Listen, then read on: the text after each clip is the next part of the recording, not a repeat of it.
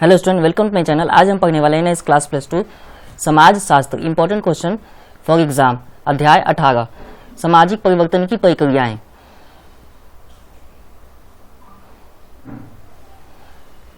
तो इस चैप्टर में 3 ही क्वेश्चन हैं। धर्मनिरपेक्षतावाद, नरेंद्र नाथ दत्ता, रॉयल एसोसिएटिक सोसाइटी। 29 क्वेश्चन आपके एग्जाम में आते हैं और 100 मार्क्स का आपका एग्जाम होता है। 3 घंटे टाइम होते हैं।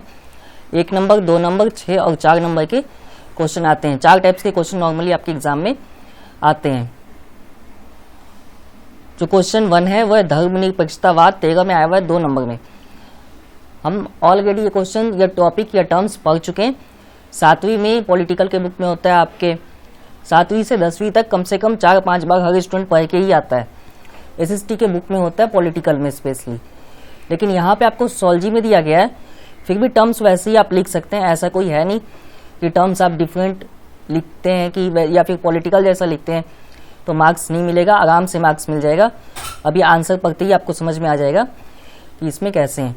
धर्मनिरपेक्षतावाद का अर्थ है कि राज्य राजनीति या किसी गैर धार्मिक मामले में धर्म को दूर रखे तथा सरकार धर्म के आधार पर किसी से भी कोई भेदभाव ना करे।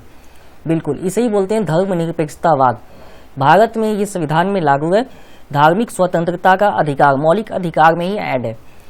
तो इसीलिए ये जो सुविधाएं सरकार देती है इसलिए देती है। अब कोई भी बड़ा त्यौहार देख लीजिए, उसके लिए सुरक्षा का इंतजाम किया जाता है। अगर किसी कम्युनिटी को फाइनेंशियल जरूरत पड़ती है तो पूरी कम्युनिटी को फाइनेंशियल हेल्प भी की जाती है। कहीं पे पंडाल लगाने होते हैं तो वो भी गवर्नमेंट ही लगाती है। तो सब जगह नहीं करती, लेकिन जहाँ नीड है वहाँ करती है गवर्नमेंट।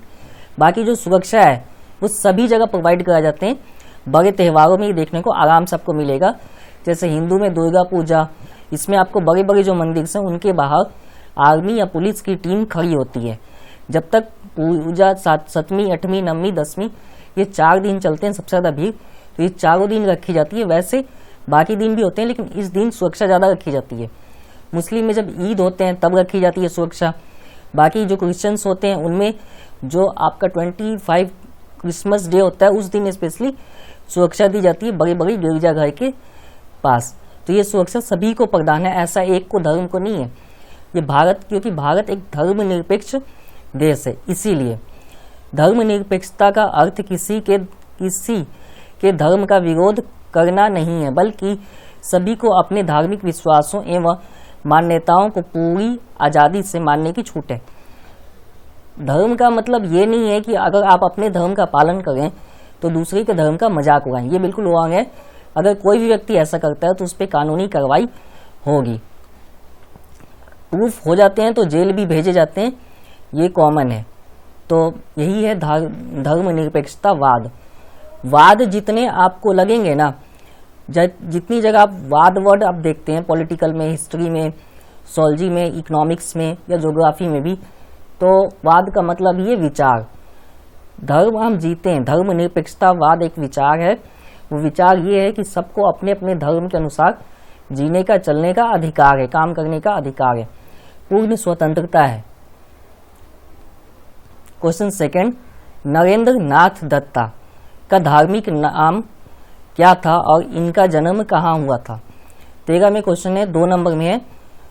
स्वामी विवेकानंद का जन्म 12 जनवरी 1863 को कोलकाता के एक कायस्थ परिवार में हुआ था। विवेकानंद के बचपन का नाम नरेंद्र नाथ दत्ता था। इनके पिता का नाम विश्वनाथ दत्ता और माता का नाम भुवनेश्वरी देवी था। तो पूरा इसमें लिखा गया, 2 नंबर में से पूरे मिलेंगे, बस आपने कटिंग ना की हो तो। और हैंड राइटिंग जो है वो हड़प्पा सभ्यता जैसी नहीं होनी चाहिए, थोड़ी इतनी हो कि पढ़ने में आए एग्जामिनर को एक बार में। तो थोड़ा इन बातों का ध्यान रखिए। एग्जाम से पहले ही थोड़ी राइटिंग की थोड़ी प्रैक्टिस करके चाहिए, ताकि एग्जामिनर आपकी हैंड राइटिंग वर्ड पढ़ सके एटलीस्ट, ये दिक्कत ना हो उसे। क्वेश्चन 3, रॉयल एसोसिएटिक सोसाइटी की स्थापना किस वर्ष तथा किसके द्वारा की गई थी। ये भी 13 में, ये 2 नंबर में। तो स्थापना जो था वो 15 जनवरी सन 1784 को विलियम जोन्स ने कोलकाता स्थित फोर्ट विलियम में की थी। इसका उद्देश्य प्राच्य अध्ययन का बढ़ावा देना था, तो बस इसलिए की गई थी। क्वेश्चन 4 है, 1 नंबर में है सबसे पुराने धर्म का नाम लिखिए।